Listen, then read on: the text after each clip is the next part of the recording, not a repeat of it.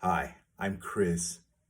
First Peter 5:10 is a verse of assurance, and it says, "And the God of all grace, who called you to his eternal glory in Christ, after you have suffered a while, will himself restore you and make you strong, firm, and steadfast." Before we dig into that verse, let's draw or try to draw a parallel between that and the Japanese art of Kintsugi. Kintsugi, kin means golden. Tsugi is joinery, so it's golden joinery, or to put back in a golden fashion. Became common in the 17th century, and each piece is unique. It's done by using lacquer that's been mixed or dusted with precious metal, usually gold. And it's beautiful, it's unique, and the philosophy behind it is saying, let's embrace the mishaps in life. Rather than throwing things away and saying they're no good or that's no good, let's repair it and make it special and say that, hey, there's restoration.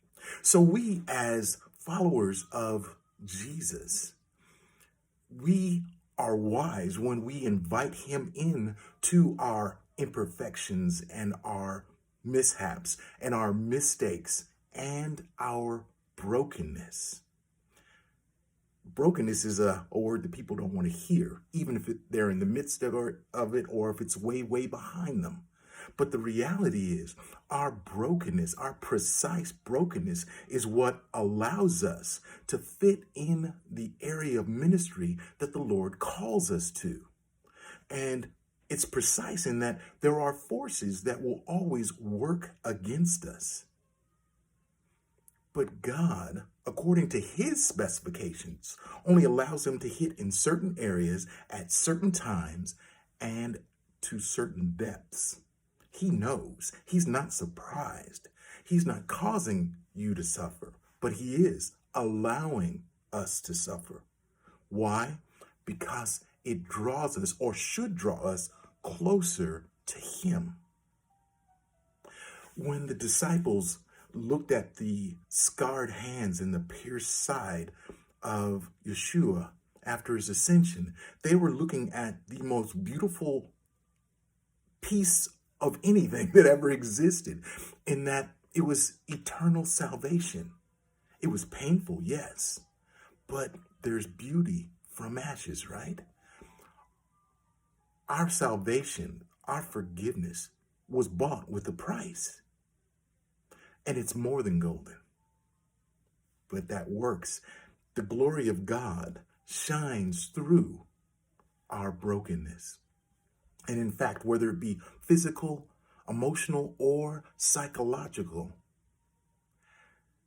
our scars can serve as kindred calling cards for those who have not yet known his love. It establishes common ground, and it also spurs people on to hope, saying, if this person got through it, maybe I can get through it. How did they do it? Let me introduce you to this guy I know. His name is Jesus. Changed my life. He continues to change my life.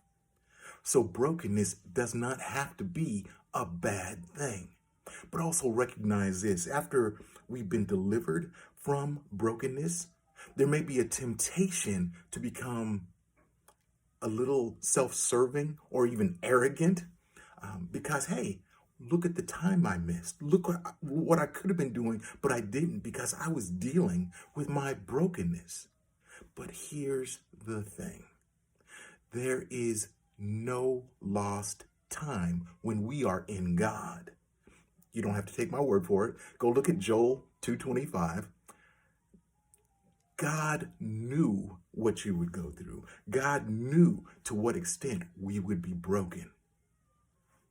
And he's prepared for it.